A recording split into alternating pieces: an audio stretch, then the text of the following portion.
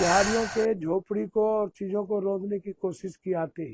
ये बीजेपी नफरत कितना करती है बिहारी यूपी के लोगों से, ये दिखता है। असम में बिहारियों को गाली देना, जलाना, भगाना, कभी कहीं कभी कहीं। सरकार बनने के बाद भ्रष्टाचार परम सीमा पार कर गए, लूट की प्रवृत्ति लग गई। जितना लूट सकते हो लूटने की पूरी परम, जिस जाति वर्ग के द्वारा उनको लगता है कि बना है, जबकि सभी जाति एक है। उनके माफियाओं के पास ना तो कोई अकूत संपत्ति है, ना जमीन है। लगभग मैंने 90% यादवों का नाम दिया। गीदड़ का खाल ओढ़ करके शेर मत बनी। नमस्कार, प्रणाम। नया साल, ढेर सारी शुभकामनाएं, बधाई आप सबको। वैसे तो हम सब लोहड़ी के समय, मकर संक्रांति, पोंगल के समय हम लोग नए साल को अपना जीवन की शुरुआत करते हैं।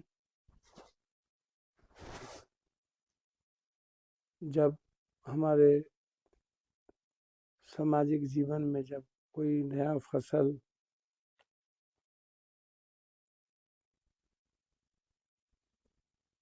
को काटा जाता है, घर लाए जाते हैं, तो हम उत्सव के रूप में उसे देखते हैं। तो हम नए साल की ढेर सारी शुभकामनाएं आपको, पोंगल की भी, मकर संक्रांति की भी और लोहड़ी की भी, आप सबको बधाई देते हैं। मैं उम्मीद करता हूँ कि 25 तारीख जो बड़ा दिन था, दिन और रात दोनों एक जैसे था,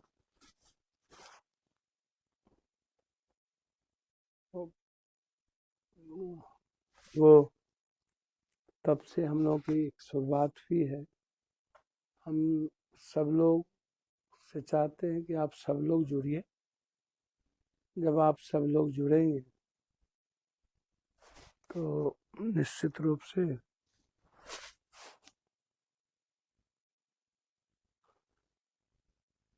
हमें भी आपका आशीर्वाद, स्नेह, वात्सल, प्रेम, सहयोग लेने का अवसर मिलेगा। एक अच्छा इंसान आप बनाइए। आपके आशीर्वाद और दुआ से एक अच्छा इंसान, एक परिवार की तरह मैं आपके साथ रहूं, वो मुझे अत्यधिक खुशी मिलेगी। मुझे उम्मीद है कि आप सब लोग जुड़े होंगे। खास तौर पर मेरे आने वाली पीढ़ी के जो बच्चे हैं हमारे, जिनसे बहुत उम्मीद और विश्वास है,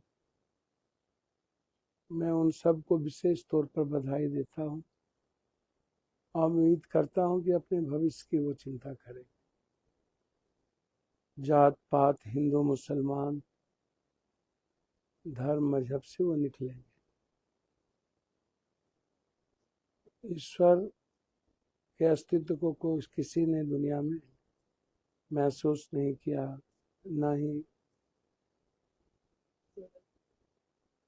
हम सब ईश्वर को देख पाए, न जान पाए, न समझ पाए। मुझे लगता है कि निश्चित रूप से एक डेस्टिनी, कोई गॉड, कोई क्रिएटर है जो सब कुछ को निर्मित करता है। और हम लोग मानो तो देव, न तो पत्थर, एक आस्था के रूप में हम सब लोग उसको देखें, समझें, महसूस करें।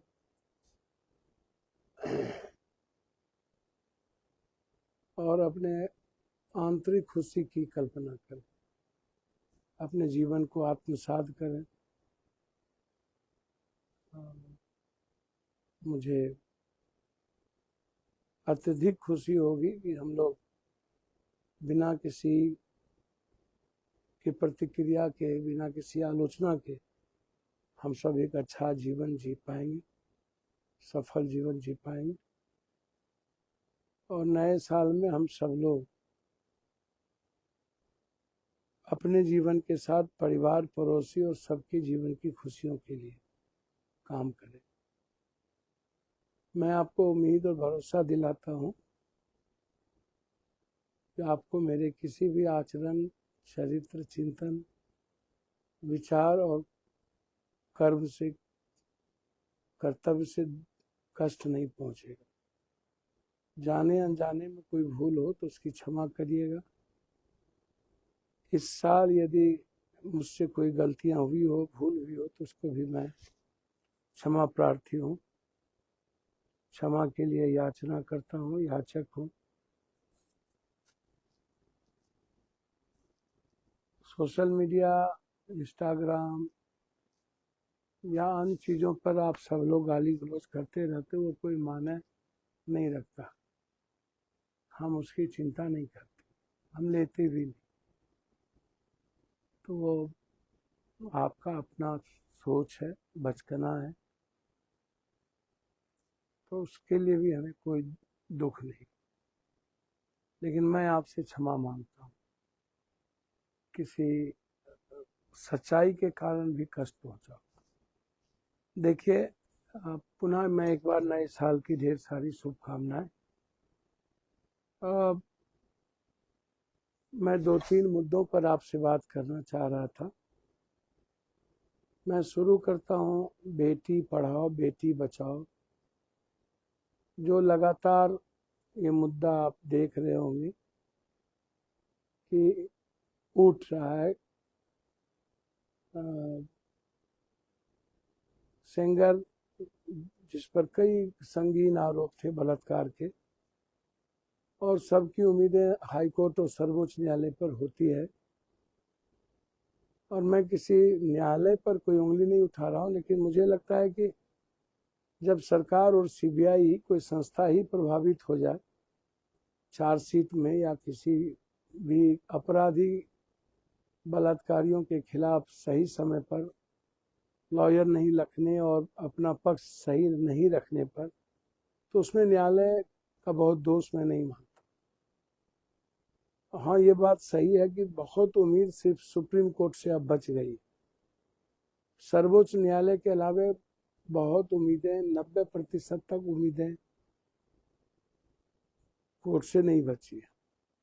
अभी एक और अंकिता चौधरी के बलात्कार करके मार दिए गए हैं जिसमें बीजेपी के जनरल सेक्रेटरी का नाम आ रहा है। वैसे मैं बार बार कहता हूं कि लगातार आप देख रहे होंगे अमेरिका और पूरी दुनिया, बिल गेट से लेकर के बहुत सारे मंत्री, संतरी, राष्ट्रीय अध्यक्ष और प्रधानमंत्री का नाम किस तरह 14 साल के कम उम्र की बच्चियों के साथ सेक्स रैकेट में, सेक्स के में आ रहा है। पूर्व राष्ट्रपति का, बहुत सारे मंत्री संतरी का, और लगातार नेता पदाधिकारी की लगभग ये फितरत रहती है, पॉर्न देखना, ये सारी चीजें। लेकिन जो घटना घटित हमारी बच्ची के साथ जो न्याय नहीं मिला, उस पर जब मणिपुर में 10,000 भीड़ के सामने बच्चियों का बलात्कार किया गया, तब जब इस देश में क्रांति नहीं हुई, तो इस देश में कुछ भी संभव नहीं, असंभव कुछ भी नहीं होना। जब इंडिगो जैसी चीजों पर जब देश कैद हो गया, और जब एक मोनोपोली करने वाली संस्था इंडिगो को जब कोई भी नेता चैलेंज नहीं कर सके, और हम कैद हो गए, गुलाम हो गए, हमारा देश गुलाम हो गया, पूरी दुनिया रुक गई, लेकिन इंडिगो पर कोई कार्रवाई नहीं हुई। तो पापियों के देश में हम विश्व गुरु बनने का सपना देख रहे हैं, ये अजीब सी कहानी। तो इसीलिए आप सोचिएगा कि क्या इस देश में बेटी बचाओ बेटी पढ़ाओ, बेटी की सुरक्षा की बात करने वाला क्या किसी दल में, किसी नेताओं के बीच बेटियां सुरक्षित है, माँ और बहनें सुरक्षित है? इसको जरूर सोचिए। ये मेरा आपसे आग्रह। बच्चे सुरक्षित नहीं है। मैं उम्मीद करता हूं कि हर कीमत पर जो घटना घटित हो रही है, खास तौर पर जनप्रतिनिधि के द्वारा, जिम्मेदार आदमी के द्वारा, उस पर जरूर आप आवाज उठाएं।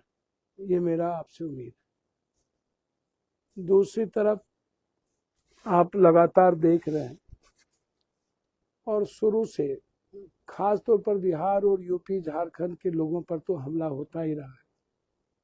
उत्तर भारतीय हिंदी बोलने वाले लोगों पर जिस तरीके से हमले हुए और लगातार हो रहे, इसके पहले राज ठाकरे और बीजेपी जो एक दल से चुनाव लड़े थे, आज राज ठाकरे जी और उद्धव भाई कटोगे तो बटोगे और बटना नहीं है।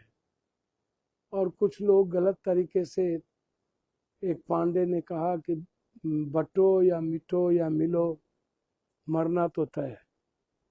ये जो नफरत की राजनीति उत्तर भारतीयों के हिंदी बोलने वालों के खिलाफ हमारे अपने लोग भी उससे बांटते हैं, उससे अलग थलग करते हैं समाज में, तो बहुत दुख पहुंचता है। कभी गुजरात में लगातार हमारे उत्तर भारतीय लोगों और खास तौर पर बिहारियों को गाली दे करके, मार के, काट के, फेंकवा करके और उसके बाद बिहार भेज देना। एक तो जो कोरोना में हुआ हम लोगों के साथ पूरे देश में हमने खुद आंख से देखा, लेकिन जो महाराष्ट्र में हो रहा है अभी, जो स्थिति, जो माहौल बनी हुई, मुझे उम्मीद है उद्धव ठाकरे जी से, और कांग्रेस तो खैर हमेशा संविधान और कानून को लेकर के चलती है, और देश में संघीय व्यवस्था और जो सर्वधर्म संभव है, वसुधैव कुटुंब सार्वभौम है, कांग्रेस उससे अलग नहीं होती। कांग्रेस अपनी विचारधारा मानवीय मूल्यों से चलती है। मैं उम्मीद करता हूं कि उद्धव जी, आप जब दोनों भाई एक हुए हैं तो निश्चित रूप से उत्तर भारतीय हिंदी बोलने वाले लोग भी आपके पार्टी के संरक्षक। मैं आपसे उम्मीद करता हूं कि आप जरूर उत्तर भारतीय लोगों के सम्मान का ख्याल करेंगे। राज ठाकरे जी से इस जन्म में क्या 7 जन्म में मैं ये उम्मीद नहीं करता।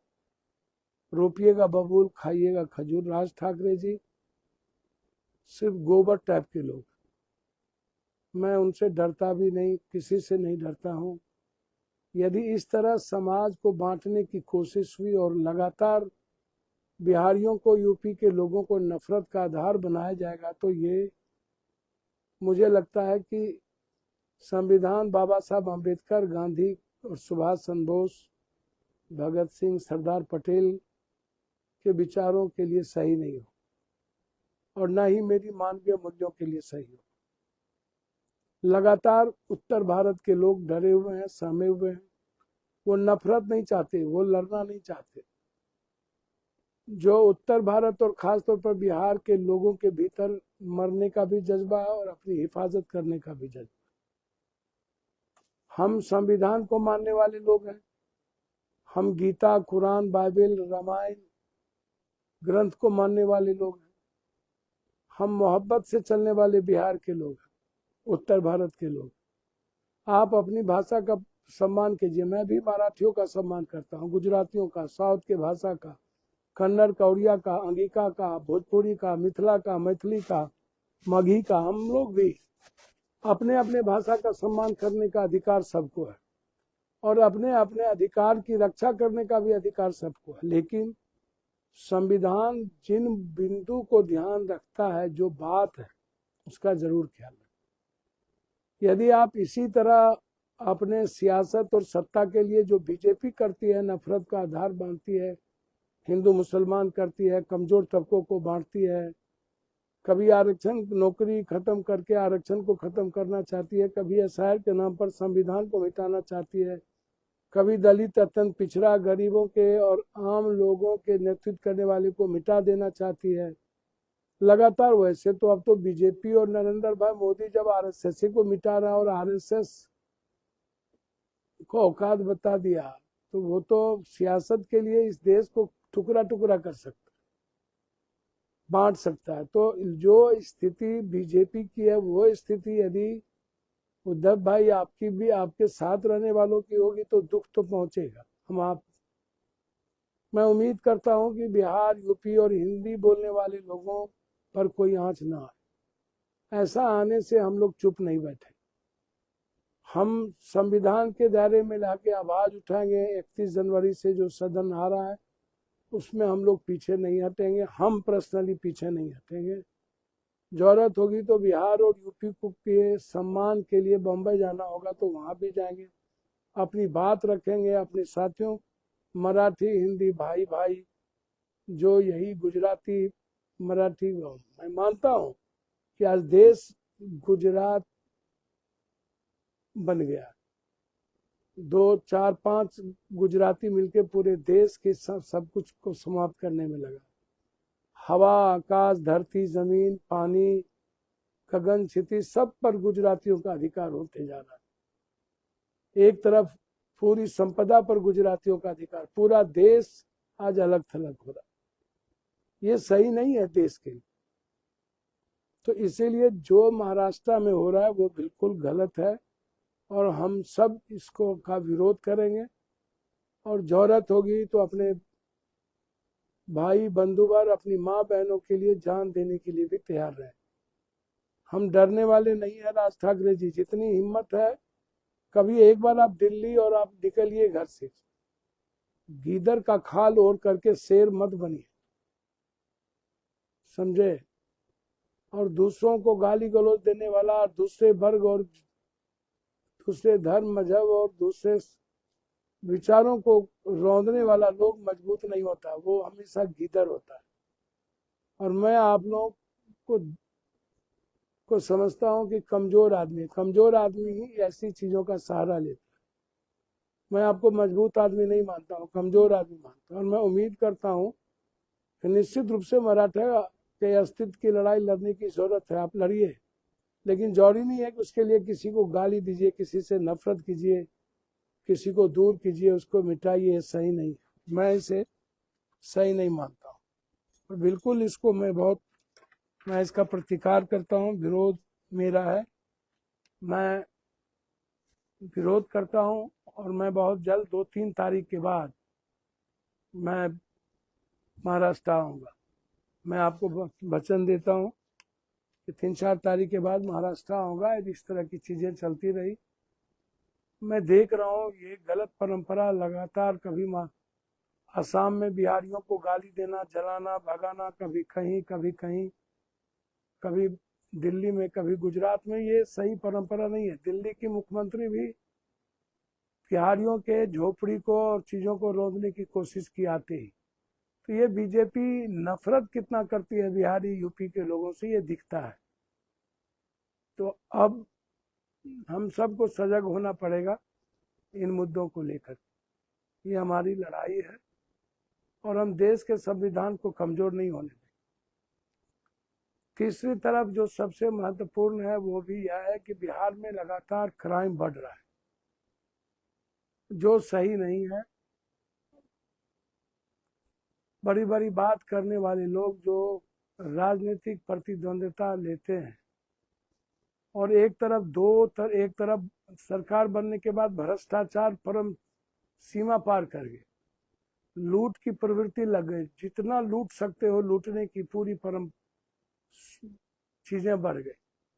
मुझे आश्चर्य हुआ, समझ में नहीं आया कि एक सरकार बनने के बाद आखिर लूटने की प्रवृत्ति क्यों बढ़ी। एक तरफ बुलडोजर जहां पर गरीबों का आशियाना उजाड़ने जाने लगा, माफियागिरी का जब लिस्ट बना, जब मैंने लिस्ट देखा तो उसमें जो सरकार के लोग सियासत में है, सत्ता में है, जो सरकार जिस जाति वर्ग के द्वारा उनको लगता है कि बना है, जबकि सभी जाति एक है, उनके माफियाओं के पास ना तो कोई अकूट संपत्ति है, ना जमीन है। लगभग मैंने 90% यादवों का नाम देखा और उसके बाद कुछ ओबीसी के लोगों का नाम देखा, माइनॉरिटीज का देखा। मैं सरकार से पूछना चाहता हूं, क्या यादव ही सारा जमीन, यादव तो सबसे ज्यादा गरीब है सरकार के जाति जनगणना में। तो भैया इस तरह का बिहेव क्यों, इस तरह की चीजें क्यों। मैं ये जानना चाहता हूं आपसे कि यादव, आप जो यादव अपराधी है बिल्कुल उसको डालिए ही नहीं, उसको मिटा डालिए। मैं सच कहता हूं कि जो यादवों में अपराधी है, लेकिन क्या इसकी संख्या सिर्फ यादवों की है या ओबीसी की है? इतने लोग जो जितने बड़े बड़े बालू माफिया, शराब माफिया एमएलए एमपी बने हुए हैं आपके यहाँ, 82 क्या ये लोग महात्मा गांधी सुभाष चंद्र बोस हैं?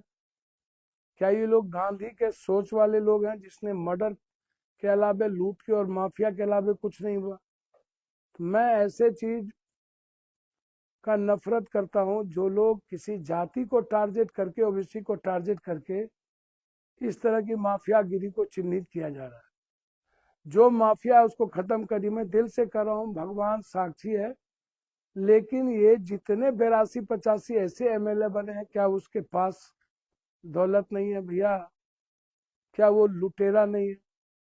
लगातार बिहार में मर्डर पर मर्डर, मर्डर पर मर्डर, मर्डर पर मर्डर। कल समस्तीपुर में हुआ, कल रात में बेगूसराय के एक व्यापारियों का किडनैप कर लिया गया। लगातार हत्या पर हत्या, हत्या पर हत्या। एक तरफ लगातार सीओ, बीडीओ, डीसीएलआर, एडीएम के द्वारा जमीन के मुद्दों पर पूरी माफियागिरी, दूसरी तरफ जिस तरीके से पॉलिटिकल नहीं जातीय हमले हो रहे हैं, मैं हाथ जोड़ता हूं, ये बहुत गलत परंपरा होगी। आप बिहार के तरह किसी एक जाति के क्रिमिनल को जो प्रोटेक्ट मिलती है, मैं सबकी बात नहीं कर रहा, मैं इधर जितने ब्राह्मण समाज के लोगों पर हमला लगातार हो रहा है, भूमिहार समाज के लोगों पर हमला हो रहा है उत्तर प्रदेश में, ओबीसी तो है ही, एक जाति के लोगों को जिस तरीके से प्रोटेक्शन मिल रहा है, क्या बिहार में भी इसी तरह की चीजें होगी? बिहार में भी एक वर्ग जाति को टारगेट किया जाएगा? मैं आपसे क्या, बिहार आपको यादवों का वोट आपको 20% नहीं मिला, 30% नहीं मिला, तो फिर यादव से इतना नफरत क्यों? इस तरह की चीजें क्यों? और सारे अपराधी आपके दोस्त क्यों हैं? बलात्कारी भी आपके दोस्त, किडनैपर भी आपके दोस्त, माफियागिरी भी आपके दोस्त। तो इसीलिए मेरा आग्रह है कि जो लगातार क्राइम हो रहा है, मैं आग्रह करूंगा सरकार और डिप्टी सीएम साहब से, आप क्राइम को रोकिए, उस पर ध्यान दीजिए। अब आपके पास कोई मुद्दा नहीं है जंगल राज का, आप लगातार राजनीति करते जा रहे हैं। आपको माफियाओं को जमीन देने के लिए बुलडोजर चलाने की जो आपके तरीके हैं वो गलत है, और वो हम लोग नहीं होने देंगे। हाई कोर्ट भी है, हम लड़ेंगे। लेकिन बिहार में जिस तरीके से किसी बेटा का किडनैप हो रहा है, बेगूसराय से किसी बच्चों को, सैनिक एक निषाद समाज के बच्चों को गोली मार के छलनी कर दिया गया समस्तीपुर में, इससे बड़ा दुखद हो क्या सकता है? इसीलिए मैं सरकार से मांग करता हूं कि बिहार को बचाने की दायित्व और जिम्मेदारी आपने ली है, और आपने संकल्प हुए हैं, तो आप किसी एक जाति को टारगेट नहीं करते हुए जिस जिस जाति के अपराधी हैं सभी जाति को टारगेट कीजिए। उसमें चाहे एमएलए हो, चाहे कोई भी मंत्री संतरी कोई भी लोग हो, उसको आप नहीं बख्शिए। अंत में मैं आग्रह करूंगा कि लगातार एक बात बांग्लादेश से उठ के आ रही है और लोग इस बात की चर्चा कर रहे हैं, बाहर हिंदू पार्टी और बाहर बीजेपी। आज इंदिरा गांधी की याद आती है कि पाकिस्तान को से अलग कर बांग्लादेश को हमारा दोस्त बनाया। इंदिरा गांधी जी आज होती तो आज भारत की ये स्थिति नहीं होती। आज किसी की औकात नहीं होती कि सनातन को मानने वाले लोगों को कोई जला दे, कोई खत्म कर दे। इसीलिए मैं सरकार से आग्रह करूंगा कि आप हर कीमत पर स्टेप लें, और बांग्लादेश में जिस तरीके से सनातनियों पर रह रह के हमले हो रहे हैं, उसके लिए आप तो कमजोर और कायर हैं ही। ये देश जान चुका है कि आपको गांधी के विचारों से नफरत है। आप सुभाष चंद्र बोस विरोधी थे, सरदार पटेल इसलिए आपको बैंड किया था। आप राष्ट्र के झंडा के विरोधी हैं, आप संविधान की कॉपी जलाए थे। आप इस भारत की संस्कृति के खिलाफ हैं, शिव, नानक, बुद्ध, कबीर, मोहम्मद, कृष्ण के विचारों के खिलाफ है, राम के विचारों के खिलाफ है। ये सबको पता, लेकिन आज पूरा का पूरा देश नहीं दुनिया सनातन को बचाने के लिए चिल्ला रहा है, पूरा भारत गंभीर चिंता में है। आप अपने दोस्त मित्र और गुजरातियों की संपत्ति और उसको सुरक्षित, उसकी पूरी बांग्लादेश में जिस तरीके से आपने सरकार से मिलकर उसकी संपत्ति बढ़ाने में और उसके उद्योग लगाने में जो आप सहयोग दिए और उसके कॉज पर आप भारतीय लोगों को मरवा रहे हैं, ये सही नहीं है। इसलिए मेरा आग्रह है कि हर कीमत पर सेंगर को जेल भेजिए अविलंब, उसके खिलाफ सुप्रीम कोर्ट जाइए। आपने गहरी साजिश की है। जो अंकिता चौधरी का बलात्कार करके मारा गया है, या जो नेता लोग छेड़खानी कर रहे थे और वो मार दिए गए, उस पर कार्रवाई करिए। दूसरी तरफ महाराष्ट्र की घटना, जहां बीजेपी आपकी सरकार है और आपकी सहमति से वहां पर बिहारी और हिंदी पट्टी के लोगों को मारा जा रहा है, आप सरकार, इसका क्या मतलब है? आप निपुंसक है, केंद्र में भी आपका सरकार, महाराष्ट्र में भी आपका सरकार, और दोनों मिलकर हिंदी पट्टी के लोगों को यदि आप मार रहे हैं तो ये सही नहीं है। मैं हाथ जोड़ता हूं, आप महाराष्ट्र में उत्तर भारतीय लोगों को बचाइए। दूसरी तरफ मैं विनती करता हूं कि क्रिमिनल क्रिमिनल होता है, कोई जाति नहीं होता। राजनीतिक प्रतिद्वंद्विता मत करिए। उत्तर प्रदेश के तरह अलग थलग बांटने की कोशिश मत करिए। और जो भी लोग अपराधी माफिया हैं, जमीन बालू शराब माफिया, उसकी संपत्ति को लूटिए। और सबको पता है कि शराब माफिया सबसे ज्यादा छपरा में कौन लोग, आप तो उसको आप कुछ कर नहीं रहे। छपरा में जो सबसे ज्यादा शराब माफिया सिवान में, गोपालगंज में किया है, आप उसके साथ नहीं कुछ करेंगे। कौन लोग हैं बालू माफिया, उसके साथ आपके यहाँ एमएलए बने हुए हैं, आपके रालोसपा में एमएलए बने हैं, बीजेपी के साथ जाने के लिए आतुर हैं। आप तो उपेंद्र कुशवाहा को अब तोड़ने में लगे हुए। चलिए, हम तो चाहेंगे कि उपेंद्र भाई, बच्चे अभी भी वक्त है, अभी वो वक्त है, हाथ जोड़ते हैं अपनी पार्टी को या तो जदयू में या फिर जहां अच्छा लगे मिला दीजिए, अन्यथा आपकी पार्टी नहीं बचेगी। आप लिख लीजिए, आप जिस रावण सबको टिकट दिए हैं, जो लोग रावण हैं, वो लोग आपको नहीं मानेंगे नेता। ये मैं हाथ जोड़ता हूँ, ये आप समझ लीजिए। इसलिए जल्दी से पार्टी का विलय कर लीजिए।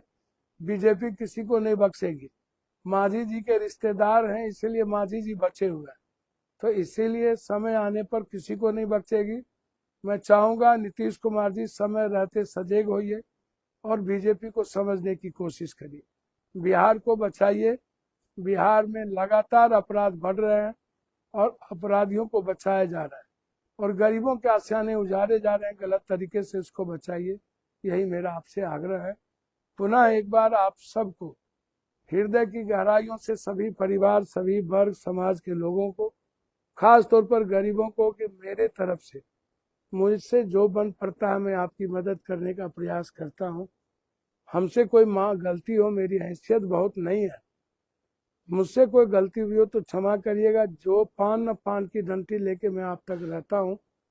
पूर्णिया में भी हमारे एक मुखिया जी को गोली मारा गया जांग में, सब कुछ दिख रहा है, देख रहे हैं सब लोग। तो मैं प्रशासन से आग्रह करूंगा कि न्याय करने का प्रयास करिए। बहुत बहुत धन्यवाद। पुनः एक बार नए साल की ढेर सारी शुभकामनाएं। हम सब लोग एक परिवार की तरह काम करें और गरीबों के लिए काम करें। हम युवा पीढ़ी से कहना चाहेंगे कि जाति धर्म मजहब को छोड़ अपनी जिंदगी की खुशियों को ढूंढने का प्रयास करिए और अपनी जिंदगी को सम्मान के साथ आगे बढ़ाइए। धन्यवाद, नमस्कार।